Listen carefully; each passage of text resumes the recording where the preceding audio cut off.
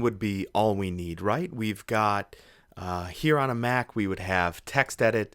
On a Windows PC, I could point you at Notepad, actually, and you could do any and all web development from literally the oldest and most basic pieces of software that are available to you on your PCs. But what I'll tell you is nobody in the industries just relies on the most basic tool. That would kind of be like sending you to driver's ed, and then as soon as you get your license, we would tell you, now go and build your car from scratch. That's just not something that most people do, right? You're going to start with something that's existing already. You're going to use the tools of the trade to be able to put together web pages and websites the way that professionals do, because this, while it's capable, while it's functional, is certainly not easy.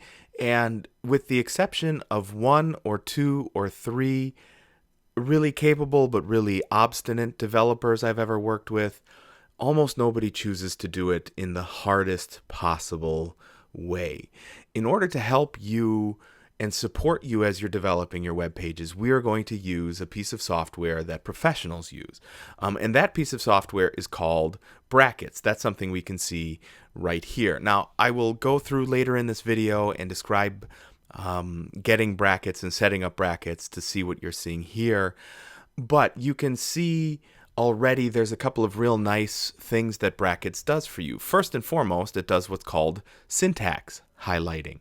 The blue text here indicates that these are tags. So these are things that are built into the language. You'll notice if I highlight any one tag, so here the opening body tag, it tells me what line number that's on, line number 7.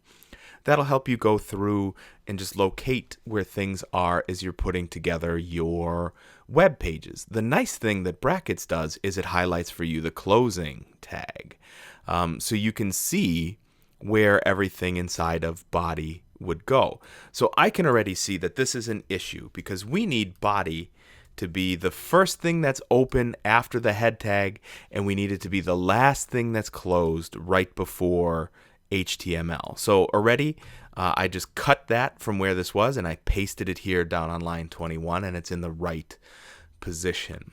If I was going to add, let's say, an H3, and I start typing H3, you'll notice Brackets already highlights right here for me that, hey, you're probably typing H3, and it's going to fill that in for me. If I just hit enter, it's going to fill in the rest of my closing tag for me.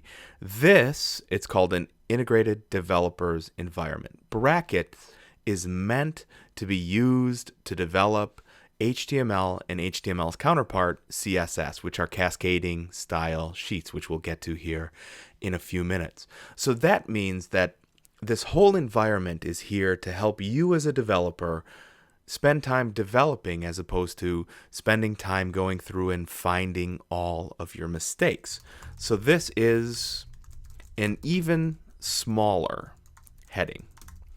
And there it is. So there's my opening tag and there's my closing tag, and everything's going to be inside of that. It's called nested inside of that tag the way that I expect it to be. If I was to come down here after line 18 and add a new list item and add the closing the greater than sign there to close that off, I get the instant feedback of a closing tag there, and that's fantastic.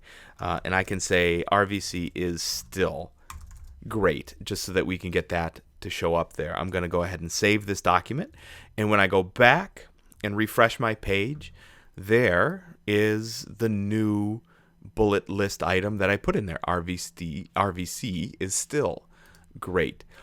Environments like this are absolutely necessary when putting together web sites, because the better able you are as a developer to just put content on a page, the faster we can put pages up there, the more current your website can be. And that all works for the client because they're not looking at old pages, they're not looking at mistakes, they're looking at a highly designed web page that goes through and does some really fantastic things for them. So is Brackets the only developer's environment? No, we'll look at a couple really briefly, but this is the one that we'll be using to do the development because it has a couple of really fantastic considerations for you, a developer, that really make your job here much easier than with other developers' environments.